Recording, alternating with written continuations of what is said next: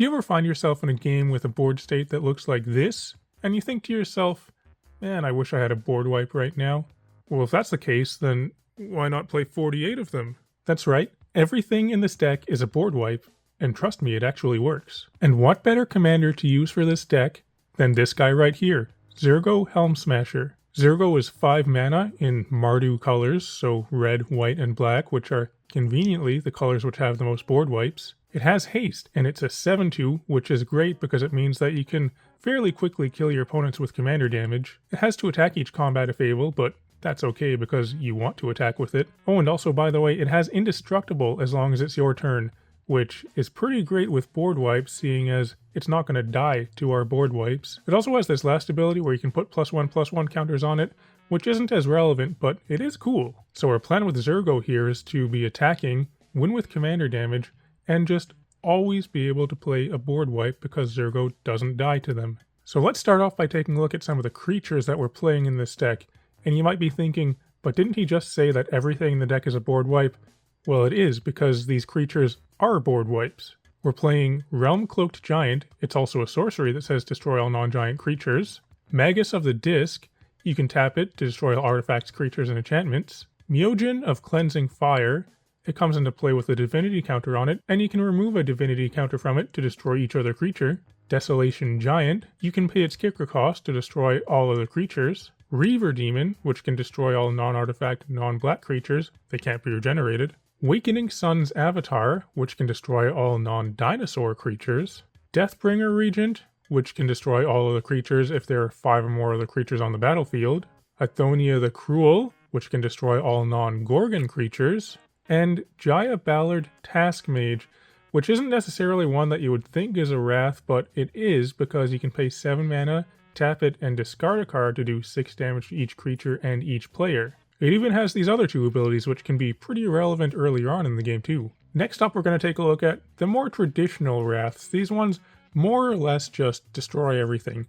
So we have Damnation, it destroys all creatures. Exterminatus, it destroys all non-land permanents. It also makes things lose indestructible. Last One Standing, it destroys all creatures except for 1 at random. Also, it's only 3 mana. Rout, it destroys all creatures, can also be played as an instant. Chain Reaction is a nice 4 mana Wrath in red. Wrath of God, very classic. Cleansing Nova, it can destroy all creatures or all artifacts and enchantments. Nevinral's Disc, also very classic. Kaya's Wrath, can destroy all creatures and also gain us some life. Bontu's Last Reckoning, another 3 mana Wrath. Our lands don't untap next turn, but that's probably okay. We've also got Mythos of Snapdax here, and Ruinous Ultimatum, which will destroy everything that we don't own basically. We've got a Doomscar, and a Dam, which is quite flexible, being an early removal spell as well. Of course, we're playing Blasphemous Act, and we're also playing Chandra's Ignition, which works very well with Zurgo. We're also playing Day of Judgment, Planar Cleansing, Vanquish the Horde, Austere Command, Fumigate, No Witnesses. This one could potentially actually draw us a card in a weird way, but we're probably not going to have the most creatures. We have one of my personal favorites here in Oblivion Stone. I like playing this in a lot of decks that can't answer some types of permanents, but it's a pretty good Wrath, so we're playing it here. There's also a Vandal Blast. This one I count as a Wrath because it is a Wrath for artifacts. There's a pretty new one here in Final Showdown. This can get around things with Indestructible. And then we've also got an Ondu Inversion, which doubles as a land. So those are the board wipes, which are more or less just board wipes that, they just destroy everything. But we have quite a few more here which do more than just destroy everything. For example, a card like this one right here, Starfall Invocation. It destroys all creatures, but you can gift a card to an opponent, and if the gift was promised, you return a creature card put into your graveyard this way to the battlefield under your control. And that can matter because we do have some pretty decent creatures. We've also got Deadly Tempest, which destroys all creatures, but also each player loses life equal to the number of creatures they controlled that were destroyed this way. So against some decks, this could actually be a win condition too. This is probably one of the best ones right here. Decree of Pain. It's 8 mana, so it's a lot, but it says destroy all creatures, they can't be regenerated. Draw a card for each creature destroyed this way. So that can be drawing us a lot of cards. You can also cycle it. You don't really want to, but it is an option. There's an unstable glyph bridge here, which does act as a board wipe, but you can also craft it into a creature here, which is a 5/3 flyer, which makes our opponents choose whether or not they want to attack us or a planeswalker we control, or if they want to be able to cast a spell. This is a pretty sweet wrath that does more. Elspeth Sun's Champion. You can -3 it to destroy all creatures with power 4 or greater, so that's a board wipe.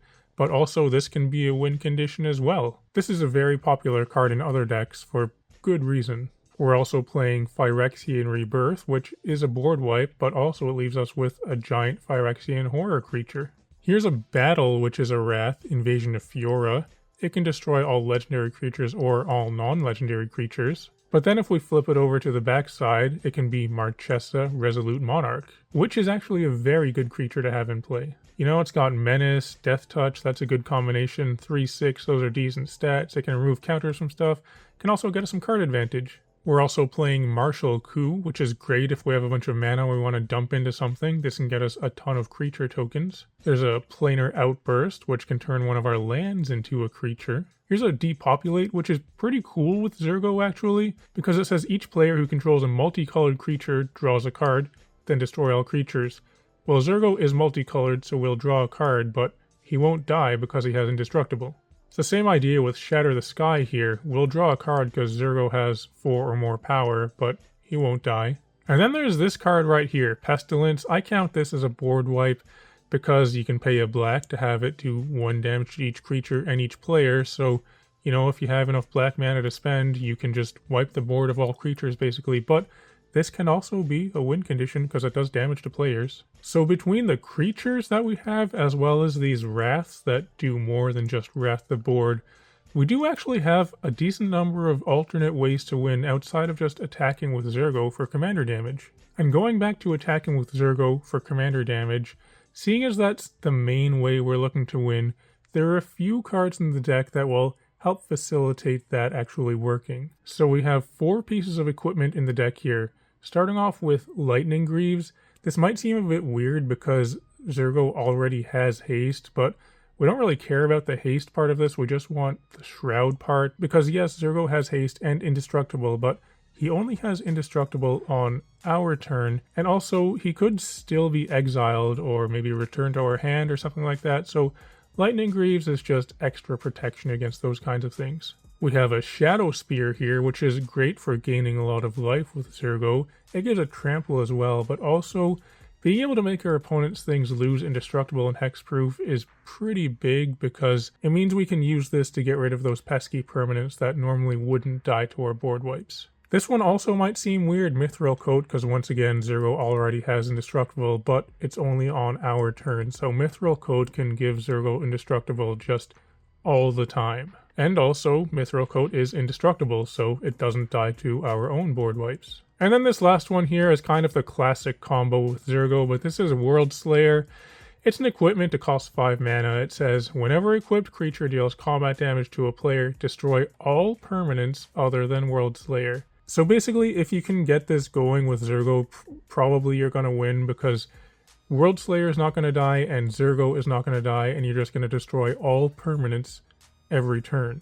So that's it for the equipment, but we do also have quite a few other artifacts here in the form of ramp, because Zergo costs 5 mana and board wipes typically also cost at least 4 or 5 mana, so we do want to ramp up our mana to get there a bit quicker. So we have Mana Vault, Mana Crypt, all 3 of the talismans in Talisman of Indulgence, Talisman of Hierarchy, and Talisman of Conviction. We're playing a Jeweled Lotus to help ramp out Zergo a bit faster.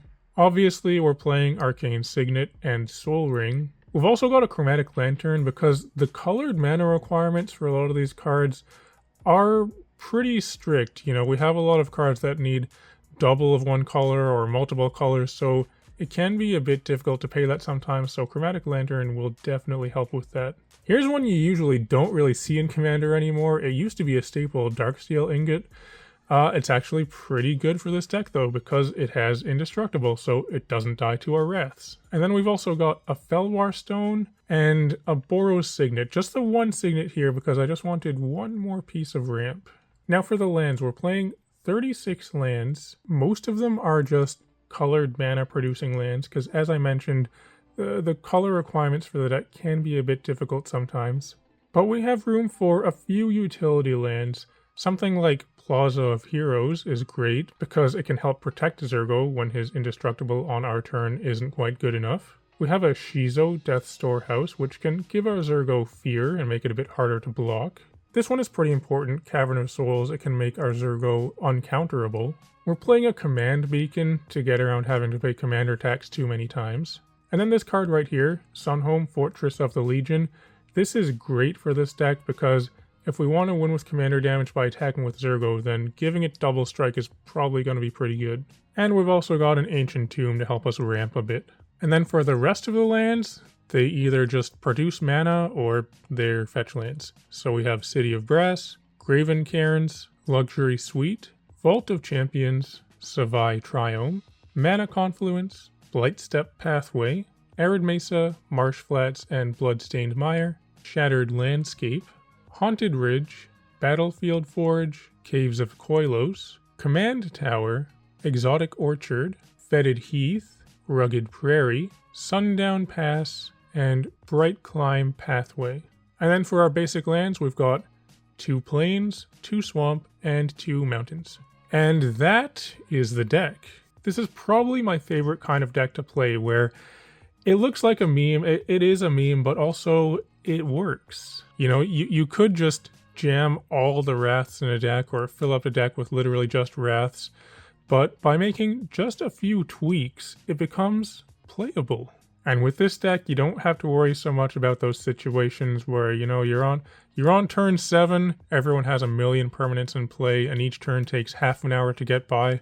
Well, just play a Wrath and clear the board and attack with your Zergo. So let me know what you think in the comments below. I've been playing this deck and I've been having fun with it. There are many more board wipes which could be in the deck. This is definitely not all of them. So maybe there's one that I missed that I should have in the deck. So let me know if that's the case. Anyway though, if you're still watching, thanks for watching. It'd be cool if you can like and subscribe and all that kind of stuff. I'd encourage everyone to come join my Discord server. You can find a link to that in the video description below. And also, if you're interested in purchasing any custom playmats or foil tokens, you can find those at the Snug and Dave store, which is linked in the video description below as well. Also, I'd just like to take a moment to thank all the patrons that support me on Patreon. But otherwise though, thanks for watching, and I'll talk to you later.